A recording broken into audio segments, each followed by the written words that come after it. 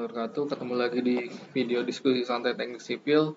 Jadi di video kali ini kita mau bahas bangunan lain di sekitar pondok pesantren yang ambruk, yang menurut saya pihak berwenang dinas setempat perizinan harus mengevaluasi juga gitu loh. Jadi nggak cuma bangunan yang ambruk atau yang itu penyebabnya apa, tapi bangunan di sekitar-sekitarnya. Jadi kalau kemarin saya coba melihat beberapa lagi video pada saat proses evakuasinya, ya saya menemukan video ini. Nah, jadi di video ini nih ada satu bangunan ya, satu bangunan yang ini jarak bentang baloknya panjang sekali, kayak gitu loh. Jadi bentang baloknya panjang sekali, dan ini ada dua kolom nyempil ya, kayak gini, dua kolom, tapi kecil banget, ini kayak kolom praktis, mungkin cuma 15 ke 15 cm. Kalau dilihat dari bentangnya ini mungkin sekitar 8 sampai 9 meteran ya, kurang lebih adalah 9, 8, 9, 10 meteran kurang lebih. Terus ini grid kolomnya itu juga ke belakangnya jauh kayak gitu. Jadi kayak cantilevernya jauh, padahal di atas ini struktur atasnya ini ada kolom struktur nih, ini ada kolom struktur, ada kolom struktur. Berarti kalau ngelihat dari kondisi ini udah jelas baloknya merupakan balok yang lebih kuat daripada kolomnya. Kalau ngelihat kolomnya kecil sekali, lebih kecil daripada ukuran baloknya, jadi dia strong column big beam-nya nggak terpenuhin. Dan kalau soft story ini pasti soft story gitu loh, karena di atasnya kolomnya lebih besar, tapi di bawah kolomnya hanya kayak lidi gitu ya, kecil, tipis-tipis banget. Terus saya coba cari foto lain. Nah, foto lain juga saya menemukan ini. Jadi ini kolomnya kecil banget ya. Ini kolomnya kecil banget, udah miring juga. Ini kalau ngeliat grid ke belakangnya, ini gridnya 3 meter gitu. Jadi ini apa namanya, plat lantai ini yang sini tuh ada balok ke belakangnya, mungkin cantilever kayak gitu kan ya. Dari kolom belakang, dan ini sudah jelas kalau ini soft story kayak gitu. Soft story karena kekakuan bawahnya lebih rendah daripada kekakuan atasnya, dan juga ini bisa jadi strong column weak beam-nya nggak terpenuhin.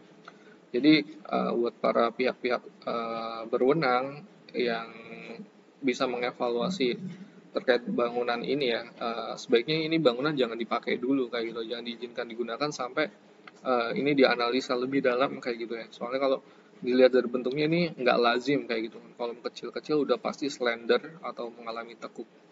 Ini bangunan apa sih sebenarnya? Nah, saya coba cari nih di Google Maps ya. Jadi ini kalau dilihat ini kolom yang kecil tadi nih. Kolom yang kecil tadi 2 biji, ya kan? 2 biji. Dan ini ternyata ini adalah mihrabnya gitu. Jadi arah kiblatnya ke arah sana.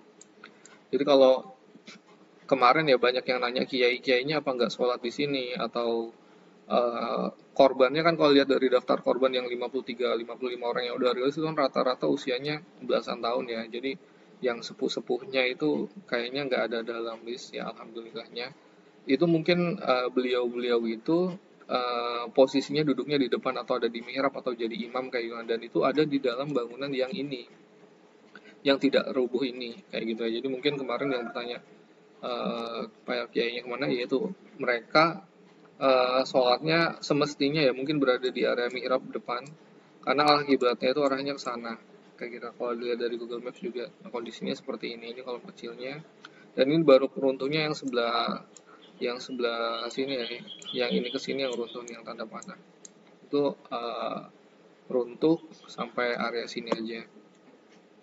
Nah, ini kalau ngelihat dari videonya itu, nah kondisinya kayak gini. Nah, ini yang bagian mihrabnya depan, ini pesantrennya semuanya ngadep ke depan ke sana, ke arah bangunan yang tidak runtuh kayak gitu. Jadi ini mohon sekali, nah ini yang nggak runtuh itu di sebelah kiri ini. Jadi mohon sekali buat dinas-dinas atau pemerintah, ini bangunan sebaiknya jangan digunakan dulu sampai ada pemeriksaan lebih lanjut ya terhadap kekuatan dari bangunan tersebut, supaya nggak terjadi korban tambahan kayak gitu, karena bangunannya tidak lazim. Sekian video dari saya.